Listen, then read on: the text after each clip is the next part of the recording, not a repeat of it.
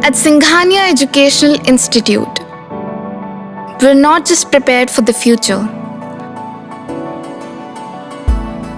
we're actively shaping it with technology and innovation. We are preparing to lead tomorrow. Singhania Educational Institute, cultivating knowledge.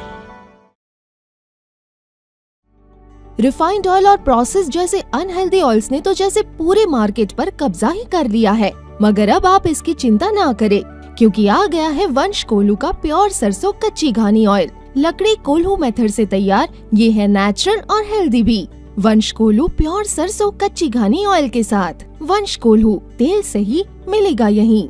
नमस्कार, स्वागत है आपका India पर और आपके साथ मैं हूँ प्रियांशु मिश्रा। नमस्कार, मैं हूँ डॉक्टर पंकज सिंह गौर। तो लोकसभा चुनाव में पश्चिमी उत्तर प्रदेश की 8 सीटों पर मतदान संपन्न हुआ। 26 अप्रैल को हुए मतदान में किन प्रत्याशियों की किस्मत ईवीएम में कैद हुई और सबसे खास बात यहाँ पे मतदान का क्या हाल रहा, क्योंकि सबसे ज्यादा नजरें इसी पे थी। क्या 2019 की अपेक्षा इस बार मतदान बढ़ेगा या नहीं, इन तमाम जानकारियों के लिए हम आपको सीधे ले चलते हैं आइडिया के editor in chief doctor Pankaj Singh Gaur ji के पास। तो सर, जो 26 अप्रैल को पश्चिमी उत्तर प्रदेश की 8 सीटों पर मतदान हुआ है, क्या हाल रहा है, मतदाताओं ने उत्साह दिखाया है या नहीं, और किन प्रत्याशियों की किस्मत अब ईवीएम में कैद हो गई है सर? प्रियांशु, आपको बता दें कि जो लोकसभा के चुनाव हैं, खासकर उत्तर प्रदेश के, जिसमें 7 चरणों में चुनाव होना है और पहले चरण के तहत 8 लोकसभा की सीटों पर चुनाव हुए थे। और जो पहले चरण के चुनाव हुए, जो चिंताएं थीं लोगों के सामने, वही चिंता दूसरे चरण में भी दिखाई दी। वो चिंता दूर नहीं हो सकी, यानी जो मतदान प्रतिशत है वो बढ़ नहीं सका। अब जो घटा हुआ मतदान प्रतिशत है, ये किसके लिए चिंता का सबब है? अलग अलग तरीके से अलग अलग पार्टियां जो है इसके वो जो है मायने निकाल रही हैं कि ये घटा हुआ मतदान प्रतिशत किसका फ़ायदा पहुंचा रहा है और किसको नुकसान पहुंचा रहा है। इस पर सबकी नज़रें इस बात को लेकर लगी हैं कि आखिर ये घट क्यों रहा है मतदान प्रतिशत, जो सीधे तौर पर ये साबित कर रहा है कि अब जो चुनाव में लहर होती थी वो लहर नहीं दिखाई दे रही है। साथ ही जो पार्टी के प्रति लोगों का झुकाव होता था, जो लगाव होता था, वो भी नहीं दिखाई दे रहा है। और तो और सबसे बड़ी बात जो दूसरे चरण में देखने को मिल रही है, वो ये देखने को मिल रही है, जिस माहौल को भारतीय जनता पार्टी ने पूरी तरह से गरमाने का प्रयास किया, यानी कि राम मंदिर को भारतीय जनता पार्टी पिछले काफ़ी समय से गरमाने का काम कर रही थी, लोगों के बीच माहौल को बना रही थी। लेकिन जब चुनाव आया तो आलम देखिए, जहां से रामायण के राम लड़ रहे थे, वहां मतदान प्रतिशत अगर तुलनात्मक देखें पिछले 2019 है और 2014 का, तो घटा है। तो अंदाज़ा लगा सकते हैं यहाँ लोगों ने रुचि नहीं ली जिस तरीके से लेना चाहिए था, दिलचस्पी नहीं दिखाई। इसी तरीके से दूसरा हम आपको घटनाक्रम बताते हैं, जहां पर फिल्म अभिनेत्री हेमा मालिनी जैसी शख्सियत चुनाव लड़ रही हो, पहले से सांसद हो, वहां जितना घटा है मतदान प्रतिशत, वो जानकर आप हैरान रह जाएंगे।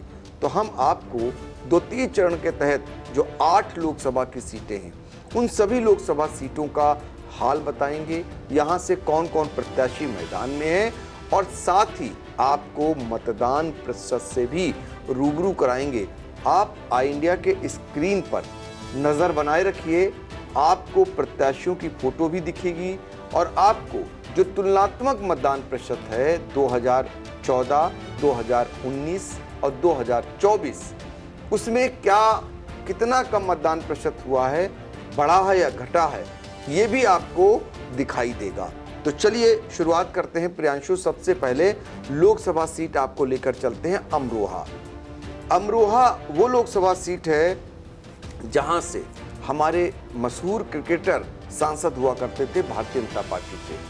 और अब यहां पर अमरोहा का हाल बताएं कि इस बार अमरोहा में भारतीय जनता पार्टी ने कंवर सिंह तंवर को प्रत्याशी बनाया और सपा कांग्रेस गठबंधन से दानिश अली जो पूर्व बसपा के यानी मौजूदा इस समय कह सकते हैं कि सांसद हैं बसपा के और बसपा छोड़कर कांग्रेस में शामिल हुए, कांग्रेस सपा गठबंधन से उन्हें प्रत्याशी बना दिया गया। और इसके अलावा बसपा ने यहाँ पर मुजाहिद हुसैन को प्रत्याशी के रूप में उतार दिया। अब आपने अमरोहा के प्रत्याशियों को जान लिया। यहाँ के मतदान प्रतिशत को आप फिर से देख सकते हैं इंडिया के स्क्रीन पर। जो मतदान प्रतिशत है 2014 का, 2019 का और 2024 का, तीनों को अगर देखते हैं तो सबसे चिंता की बात यह है कि 7% मतदान घटा है, जो साबित कर रहा है किसी की भी लहर यहाँ पर चलती हुई नहीं दिखाई दे रही।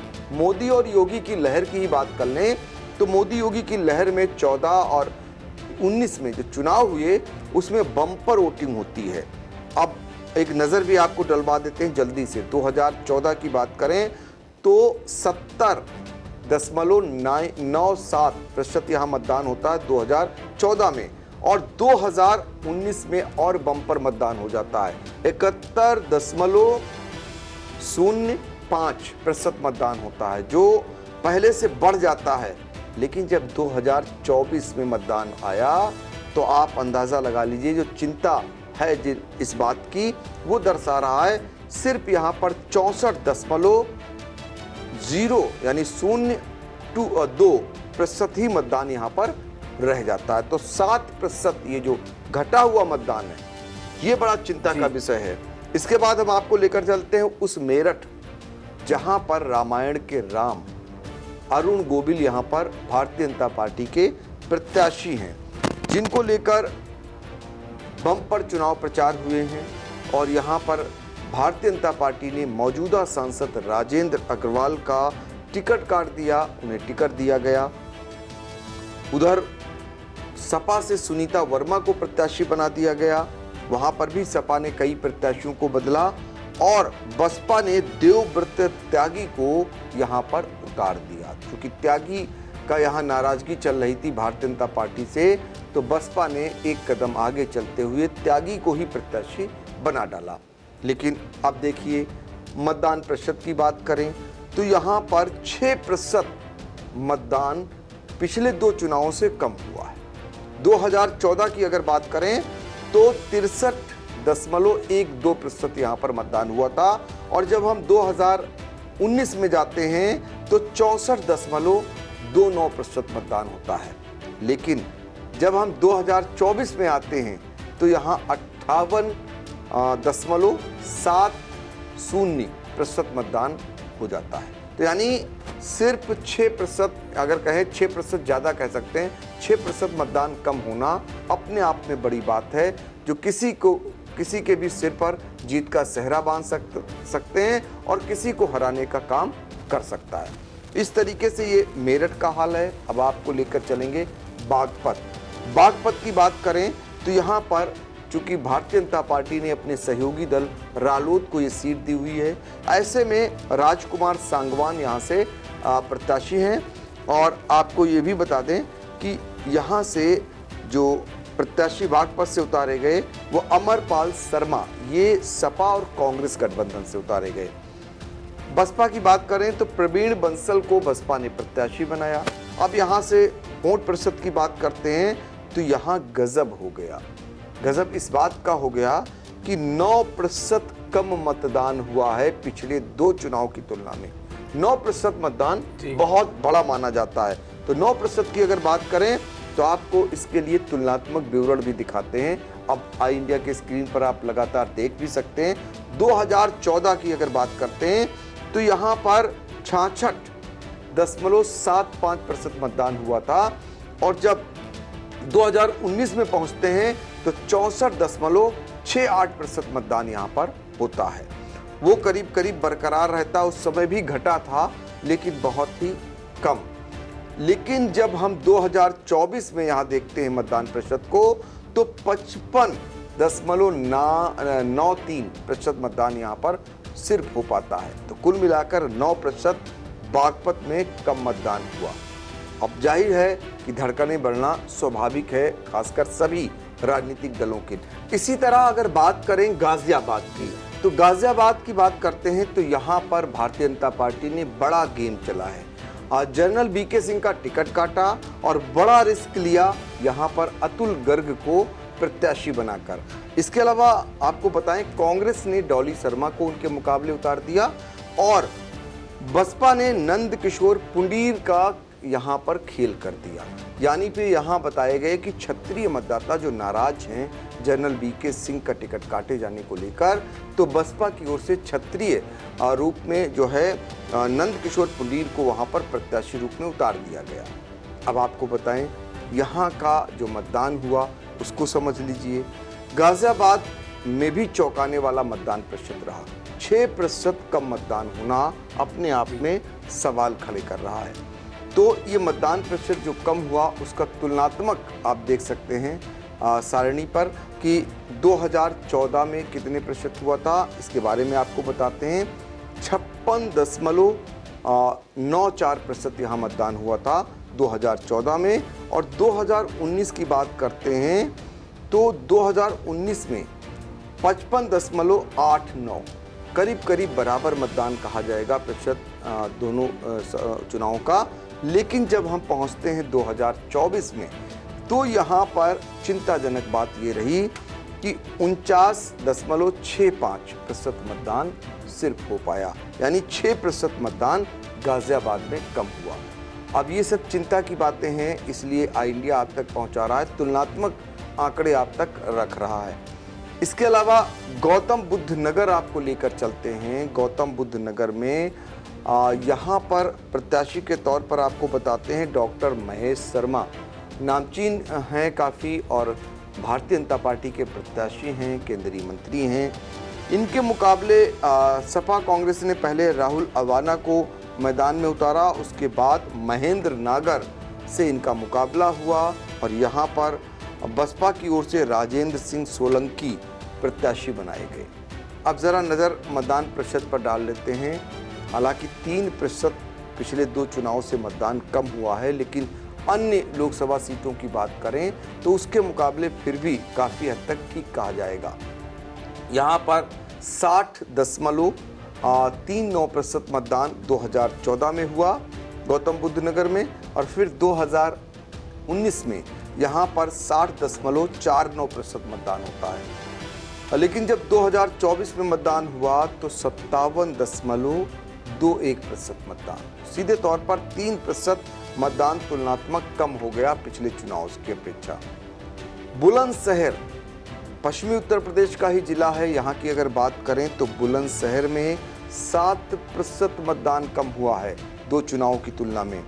यहाँ पर आपको बता दें कि भोला सिंह भारतीय जनता पार्टी के उम्मीदवार थे और शिवराम वाल्मीकि कांग्रेस की तरफ से प्रत्याशी थे।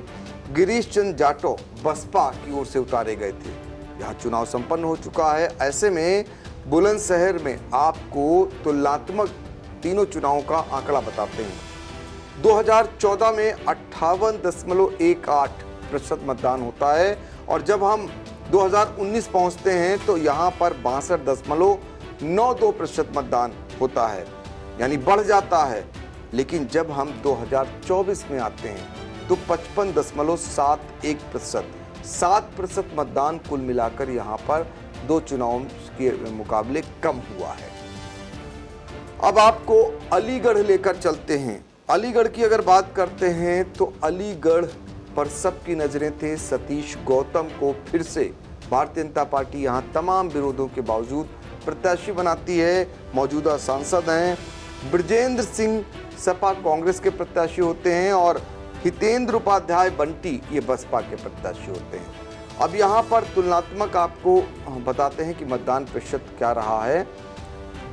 2014 में 59.38% मतदान होता है और जब 2019 आता है तो 61.68% मतदान होता है और लेकिन 2024 में घटकर 56.62% मतदान रह जाता है।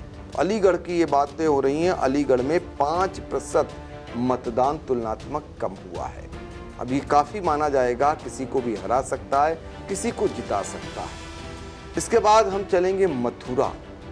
मथुरा का जिक्र विशेष कर करेंगे। हेमा मालिनी तीसरी बार चुनावी मैदान में हैं, 2 बार से लगातार सांसद हैं, मशहूर फिल्म अभिनेत्री हैं और वहां का मतदान प्रतिशत, जहां के लिए सरकार बराबर घोषणा करती आ रही थी कि अयोध्या काशी के बाद अब मथुरा की बारी, लेकिन मथुरा वासियों ने कितना वोट प्रतिशत में हिस्सा लिया है जानकर चिंता की लकीरें माथे पर खिंच जाएंगी, क्योंकि 14% का मतदान हुआ है।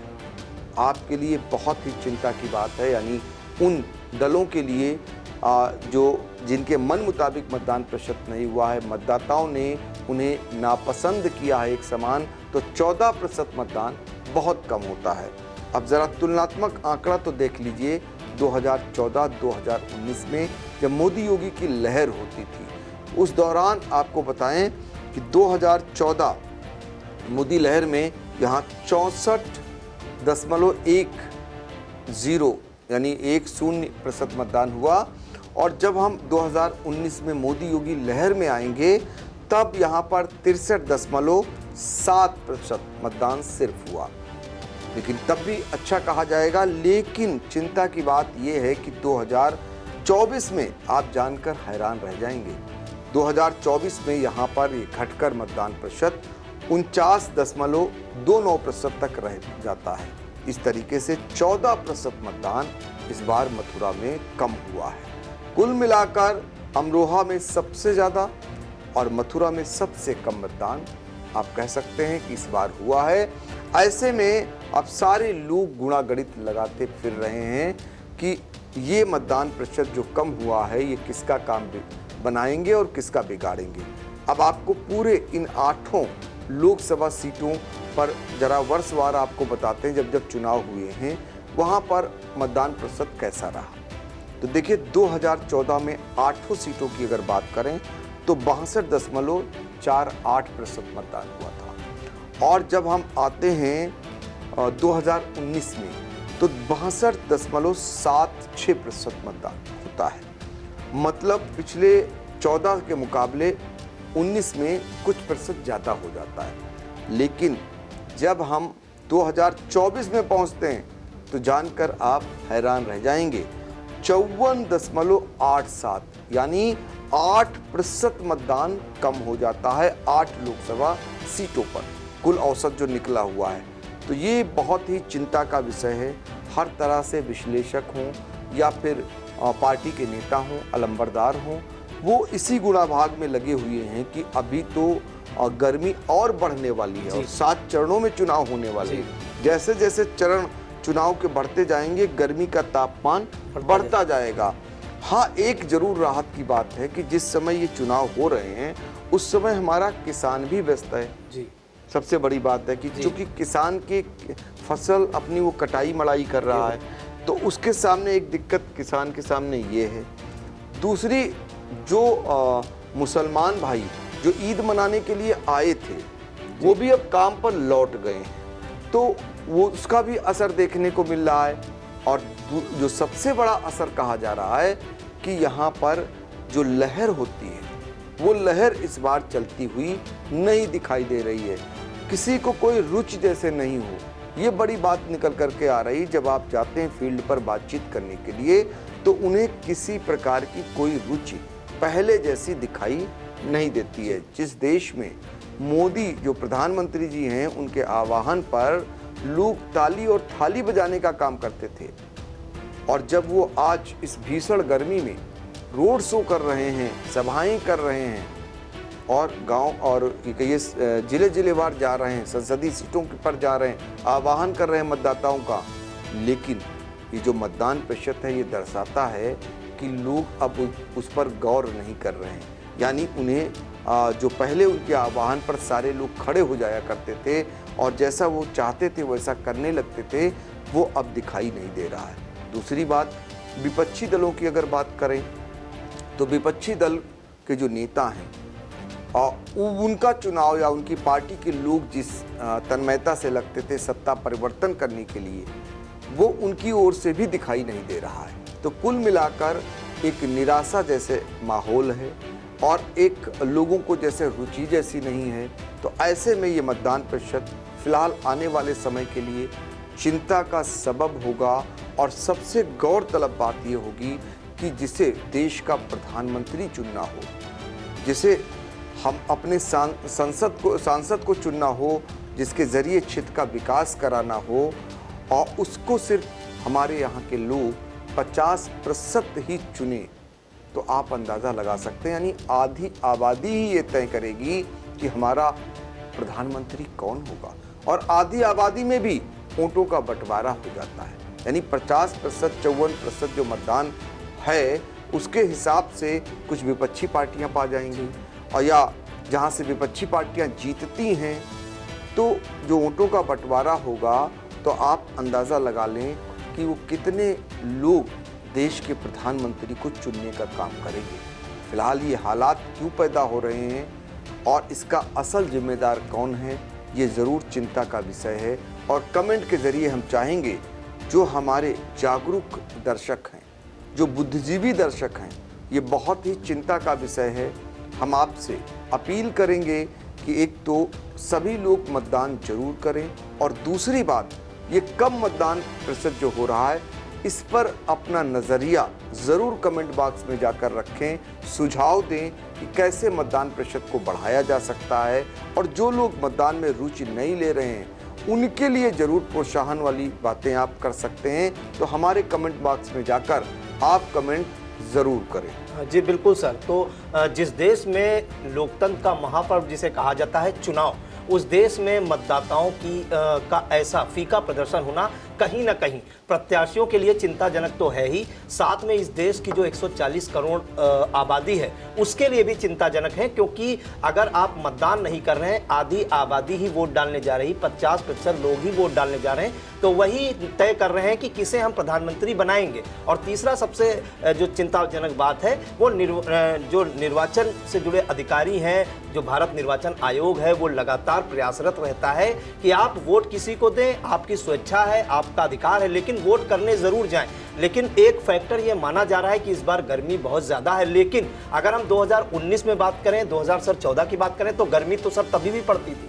हालांकि 1-2-3 डिग्री सेल्सियस टेम्परेचर कम होता था, लेकिन ऐसी ही गर्मी उन दिनों भी पड़ती थी, लेकिन वैसा उत्साह इस बार कहीं नहीं देखने को मिला। आप अंदाज़ा लगा सकते हैं, मेरठ, गौतम बुद्ध नगर, हम बात कर लें अगर मथुरा की, हम बात कर लें अगर गाज़ियाबाद की, ये सब महानगर हैं। यहाँ पे जो पब्लिक रहती है वो शहरी आबादी की सर ज़्यादा रहती है, बजाय अगर हम अन्य जिलों की बात करें, अमरोहा या बागपत की, तो शहरी मतदाताओं का ये हाल है। वो मतदान के दिन को छुट्टी का दिन समझ रहे हैं। ऐसा हम नहीं कह रहे हैं, ये वोटिंग प्रतिशत बता रहे हैं। आप फर्स्ट डिवीजन पास होने का छोड़िए, 60% तो छोड़िए, अमरोहा की बात अगर हम छोड़ दें, 64% वहाँ करीब मतदान हुआ है। तो 2 सीटें केवल ऐसी हैं जहाँ 50% से भी कम मतदान हुआ है, 49-49%। और अन्य जो सीटें 5 बची है वहाँ पे 55 से 58 के बीच में प्रतिशत के बीच में मतदान हुआ है। तो कहीं ना कहीं ये मतदाताओं की लापरवाही ही कही जाएगी कि वो अपने देश का जो भविष्य है उसे सुरक्षित करने में कहीं ना कहीं आनाकानी कर रहे हैं या लापरवाही कर रहे हैं। क्योंकि आप मतदान करने अवश्य जाएं, गुप्त दान होता है, ये किसी को ना बताएं उन्होंने किसको मतदान किया, लेकिन अपनी जिम्मेदारियों का तो निर्वहन करें। फिलहाल आई इंडिया की सभी दर्शकों से ये अपील है कि जो तीसरा चरण है और जो चौथा चरण सीतापुर में भी होने वाला है, खासकर सीतापुर के मतदाताओं से ये अपील ज़रूर है कि कम से कम ऐसा निराशाजनक प्रदर्शन ना करें और घरों से निकलें, छुट्टी ना मनाएं। ये बात हमने पहले भी दोहराई थी कि अगर आपको गर्मी एक फैक्टर आप मान सकते हैं तो आप सुबह जल्दी उठ के मतदान करने जाइए, और सुबह अगर आप नहीं उठ सकते तो शाम को 5 बजे तक मतदान करने जरूर जाए। उस समय सूरज अपने स्वभाव पे नहीं होता है। फिलहाल जो कम मतदान प्रतिशत हुआ है 14% मथुरा में, आप समझ सकते हैं, तो प्रत्याशियों को तो नींद नहीं आ रही होगी, साथ में जो उनके समर्थक हैं वो भी चिंता में डूब गए होंगे। ये घटा जो प्रतिशत है ये किसको नुकसान पहुंचाएगा और किसको सीधा फायदा पहुंचाएगा। और सबसे सर अहम बात इस बार एक और है कि जो जैसा आपने कहा कि कहीं उत्साह नहीं दिख रहा है, तो कहीं ना कहीं इस बार ये भी देखने वाला होगा, अगर लोगों के अंदर नाराजगी होगी तो कहीं ना कहीं वो नोटा का भी बटन दबा के आए होंगे। तो सबसे दिलचस्प बात यह है कि इस बार देखना होगा कि नोटा को कितने लोग दबाते हैं, क्योंकि अगर उत्साह नहीं होगा, उनके अंदर नाराजगी होगी और पोलिंग बूथ तक जाता है मतदाता, तो कहीं ना कहीं वो नोटा का भी बटन दबा देता है। तो फिलहाल ये आंकड़े रखें, किन प्रत्याशियों के बीच मुकाबला है ये भी बताया। तो फिलहाल 5 जो मौजूदा सांसद हैं उनके प्रतिष्ठा दांव पर है, साथ ही 2 जो एक फिल्म अभिनेता अरुण गोविल चुनाव लड़ रहे हैं और हेमा मालिनी जो पहले से ही सांसद हैं। इन दोनों को लड़ने से ये दोनों सीटें हाई प्रोफाइल भी हो गई हैं, इनकी भी प्रतिष्ठा दांव पे है। अब ये तो 4 जून को पता चलेगा। फिलहाल फिर से अपील करता है इंडिया कि मतदाता घर पर ना रहें, अपने जिम्मेदारियों का निर्वहन जरूर करें और पोलिंग बूथ तक जरूर जाएं। फिलहाल आई इंडिया को सभी दर्शक सब्सक्राइब जरूर करें, लाइक कमेंट और शेयर करना ना भूलें। और फिलहाल के लिए लोकसभा चुनाव से जुड़ी हुई जो भी अपडेट है उसके लिए आई इंडिया के साथ सभी दर्शक बने रहें। फिलहाल हमें दीजिए इजाजत। नमस्कार। नमस्कार।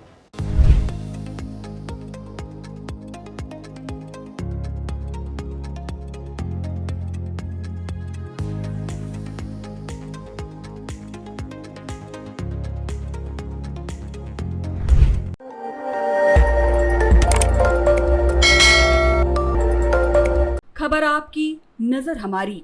देखते रहिए आई इंडिया।